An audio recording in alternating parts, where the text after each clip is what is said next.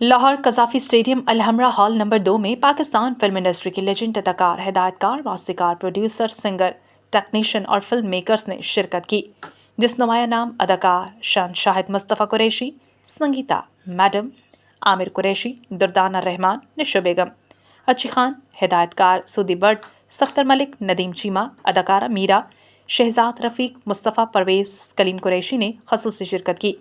अदाकार मुस्तफ़ा कुरैशी सुल्तान राही के बारे में बात करते हुए आपलीदा हो गए। अदाकार शम्स शाहिद का कहना था कि हम लाहौर और कराची नहीं हैं, हम पाकिस्तान हैं। हमको मिलकर पाकिस्तान फिल्म इंडस्ट्री तरक्की और बहाली पर काम करना चाहिए। जुनून अच्छी चीज़ है अगर मस्बत हो, जुनून अगर बामकसद हो। बाबा कौम कायदे आज़म मोहम्मद अली जिन्ना ने भी कहा था कि don't drive fanatics. If I were not fanatic, there would have been no Pakistan. जुनूनी लोगों को पर कमतर न समझो। अगर मैं भी जुनूनी न होता तो पाकिस्तान न बनता। तो ये सारा जुनून है। जुनून के साथ सफदर मलिक की पाकिस्तान फिल्म इंडस्ट्री के साथ जो मोहब्बत, पाकिस्तान फिल्म इंडस्ट्री जो के इदारा रहा है और इदारों के साथ जो मोहब्बत करता है वो गोया पाकिस्तान के साथ मोहब्बत करता है।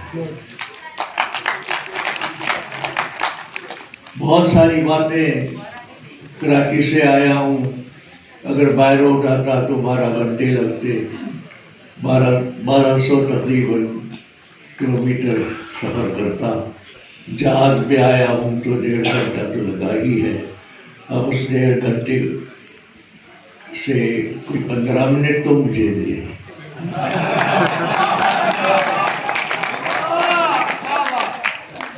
बहुत कुछ कहना चाहता हूँ इस खिलाफ शख्सियत के लिए। इनकी एक खूबी ये भी है कि इन्होंने अपनी 2-3 फिल्मों में अभी भी क्या कहना चाहेंगे आज के अवार्ड शो के हवाले से? आपको भी लाइफ टाइम मुझे सबसे ज़्यादा अपने अम्मी को जो अवार्ड मिला, सईदा शफ़क़त बुखारी और सैयद मोहम्मद सरवर साहब, जो मेरे वालिदैन के अवार्ड्स हैं, मुझे उनकी खुशी है कि उनको एप्रिसिएशन अवार्ड्स मिले हैं, क्योंकि उनका फ़िल्म इंडस्ट्री में बहुत ज़्यादा कंट्रीब्यूशन है और एक ऐसा कंट्रीब्यूशन जो लोगों के सामने नहीं था, आवाम के सामने नहीं था। उन्होंने हमेशा behind the screen, behind the stage, behind the camera industry को सपोर्ट किया और इंडस्ट्री को आगे बढ़ाया। बहुत सारी फ़िल्में उन्होंने प्रोड्यूस की, उनको इन्वेस्टमेंट में वो इन्वॉल्व थे और फाइनेंशियल स्टेटस को संभाला। बंद कर दें, बस कर दें। तो बहुत ज़्यादा फाइनेंशियल मामलात को संभाला। मेरे साथ फिल्म इंडस्ट्री के साथ बहुत अच्छे तरीके से उन्होंने मैनेजमेंट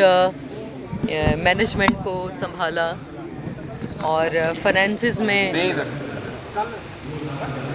और बहुत ज़्यादा उनका कंट्रीब्यूशन रहा वालिदैन का। और उनका काम सबके सामने नहीं था, लेकिन मैं चाहती हूँ कि लोगों को पता चलना चाहिए। और उन्होंने इंडस्ट्री में बहुत सारी फ़िल्में प्रोड्यूस करवाईं, इन्वेस्टमेंट के हवाले से उन्होंने प्रोड्यूस की और उनको बहुत सारी फ़िल्मों को में क्रेडिट भी नहीं मिला अनफॉर्चुनेटली, और वो हमेशा पीछे रहकर उन्होंने काम किया। तो मैं समझती हूँ कि जो पीछे वाले लोग हैं, जो अपने आप को जो तस्वीर के रिश्ते होते हैं वो जाली रिश्ते होते हैं। आकर लोग तस्वीर बनाते हैं और अपना क्रेडिट लेते हैं, लेकिन उन्होंने कुछ नहीं किया होता। और मैं बहुत सारे ऐसे लोग हैं, मेरी ज़िंदगी में 90% ऐसे लोग हैं जो सामने सिर्फ की प्यार और इज़्ज़त देने की वजह से और रिस्पॉन्सिबिलिटी देने के अगर वो काबिल समझेंगे तो ज़रूर हाज़िर होंगे। हमारे यहाँ मिनिस्टर तो होते हैं लेकिन उनकी जो शोभा होता है, जिनके अंदर उनकी ताकत होती है, शायद उनको वो पोर्टफोलियो नहीं मिलता। तो कल्चर के मिनिस्टर का कल्चर से ताल्लुक़ होना बहुत ज़रूरी है। वो बहुत अच्छे बॉलर हैं फवाद साहब, उनसे बैटिंग ना करवाएं। देखें, मैं कल्चरल बॉर्डर का एक फ़ौजी हूँ। कल्चरल बॉर्डर्स की भी सरहदें होती हैं। वो लोग जो कहते थे कि फ़नकारों की सरहदें नहीं होती, आज नसीरुद्दीन शाह जैसे लोग जो हैं वो चीख चीख के कह रहे हैं कि फ़नकारों की सरहदें होती हैं। सर, भारतीय पंजाबी फिल्में रिलीज़ हो रही हैं, आप एक्टिव हुए ट्विटर पे, लेकिन उसके बावजूद एक और फिल्म को नुमाइश की इजाज़त दे दी गई है, पानी चमदानी को। तो आपकी इस मुतालबात के बावजूद जो है वो हुकूमत कोई इसको बॉदर नहीं कर रही, क्या कहना चाहेंगे, क्या आपका स्टांस है इस पर? देखिए, बॉदर नहीं कर रही का मतलब नहीं है। देखिए, मैं कल्चरल बॉर्डर का एक फ़ौजी हूँ। मेरा काम है निशानदेही करना कि इस जगह से यहाँ से जो आपका कल्चर है वो लीक हो रहा है, या आपका लोग इस रास्ते से आ रहे हैं और अपने कल्चरल बॉर्डर्स को देखें। सरहदें जो हैं वो हिफाजत करना फ़ौज का काम है, लेकिन कल्चरल बॉर्डर्स की भी सरहदें होती हैं। वो लोग जो कहते थे कि फ़नकारों की सरहदें नहीं होती, आज नसीरुद्दीन शाह जैसे लोग जो हैं वो चीख चीख के कह रहे हैं कि फ़नकारों की सरहदें होती हैं। तो बड़ा इस वक्त हमें ये सोचना होगा कि हम पाकिस्तान में किस तरह का कल्चर इंपोर्ट करना चाहते हैं, किस तरह का कल्चर पाकिस्तान का एक्सपोर्ट करना चाहते हैं। अनफॉर्चुनेटली होता ये है कि हमारे यहाँ मिनिस्टर तो होते हैं लेकिन उनकी जो शोभा होता है, जिनके अंदर उनकी ताकत होती है, शायद उनको वो पोर्टफोलियो नहीं मिलता है। तो कल्चर के मिनिस्टर का कल्चर से ताल्लुक़ होना बहुत ज़रूरी है।